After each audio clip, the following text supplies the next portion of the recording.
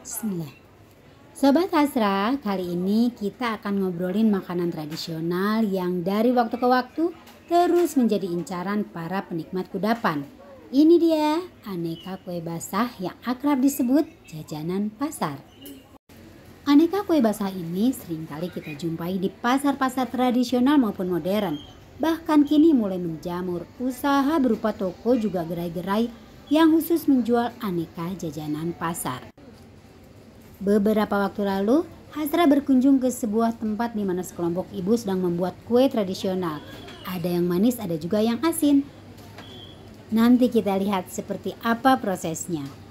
Salah satunya adalah kudapan istimewa yang tampil dengan warna merah menggoda. Banyak dikenal dengan nama kueku. Ada juga yang menyebut kue cetak.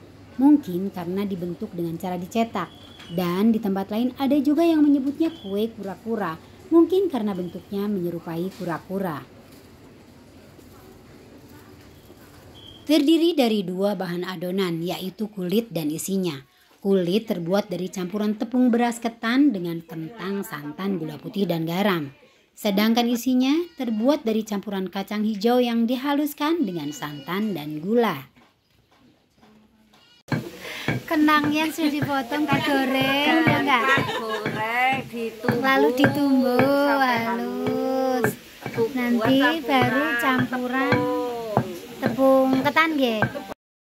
Tepung ketan. Nggih, Kue cita. oh, kue cita, untuk kue cita. Oh ya. Kacang hijau. Niku santen nggih. Nggih. Amis ya. Wis abang kok. Oh, kok abang kok ya, Lek? Ora, engko tambahi. Oh, aku siji nono siji. Loro ya mesti. Oh, ayo. Yang didelok lek sini satu.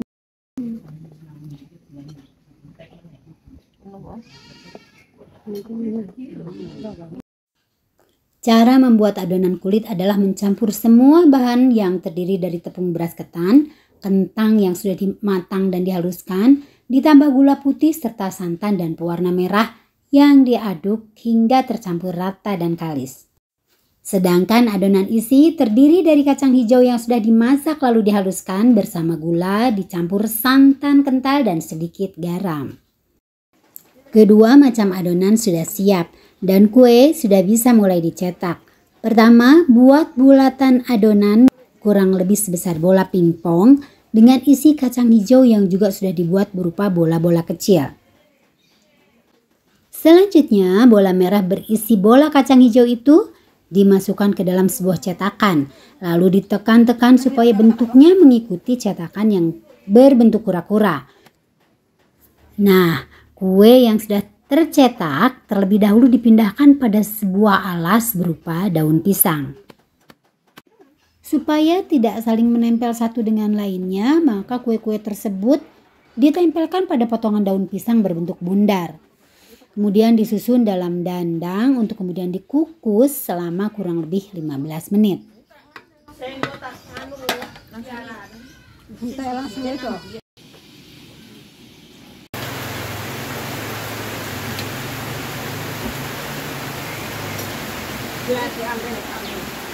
Sana kacang siapa?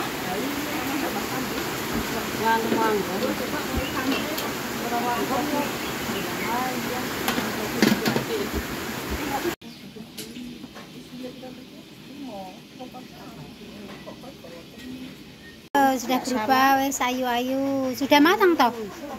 Hanya berapa menit ini tadi? 10 menit nggih. Ngeceknya di tusuk sih. Bon. Yaps, kueku sudah matang. Kita dinginkan dulu sebelum dikemas untuk mempercantik penampilannya. Cetak disebutnya, ya karena dicetak gitu. Ayo dimakan. Ini oke, di sini disebutnya namanya kue cetak. Kue cita. Oke.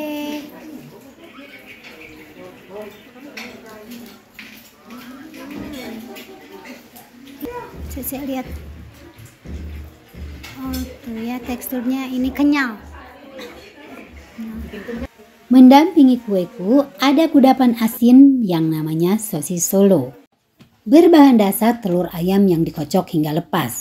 Di wadah lain, tepung terigu dicampur dengan air dan garam hingga berupa adonan kental. Lalu campurkan kedua bahan tersebut, diaduk rata hingga adonan menjadi halus dan terlihat lembut. Lalu didadar tipis satu persatu hingga adonan habis dan semua menjadi lembaran serupa kulit lumpia. Sedangkan isinya adalah abon ayam yang dibuat dengan cara merebus ayam terlebih dulu hingga matang, lalu dipotong kecil dan dihaluskan bersama bawang merah, bawang putih, dan merica. Kemudian ayam dipanaskan dengan menggunakan wajan di atas api kecil.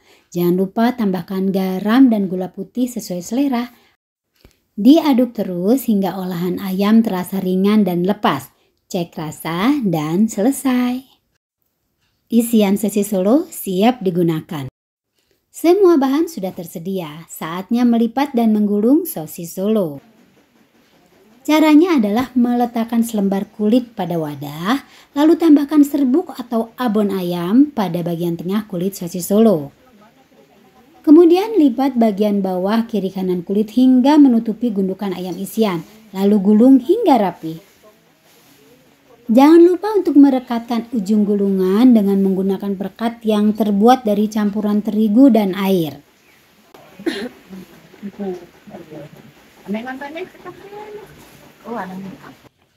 Gulungan sosis Solo sudah cukup menumpuk, tinggal digoreng. Siapkan wajan dan minyak secukupnya, lalu masukkan sosis Solo satu persatu. Goreng dengan api sedang hingga warnanya kuning keemasan. Sosis Solo merupakan salah satu kuliner khas dari kota Solo yang banyak digemari oleh para penikmat jajan pasar.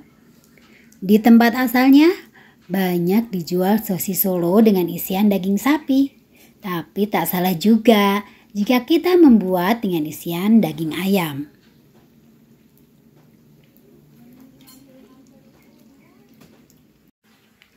Sosis Solo yang sudah matang didinginkan untuk kemudian dibungkus dan dipercantik tampilannya sebelum dihidangkan dan dinikmati. Itu tadi sob cerita kita hari ini. Buat kalian yang baru bergabung dan belum subscribe, boleh ya klik tombol like, subscribe, dan tanda loncengnya supaya Astra selalu semangat menyampaikan cerita-cerita seru lainnya yang ada di sekitar kita. Tetaplah bahagia bersama orang-orang tersayang. Terima kasih sudah menonton. Semoga bermanfaat.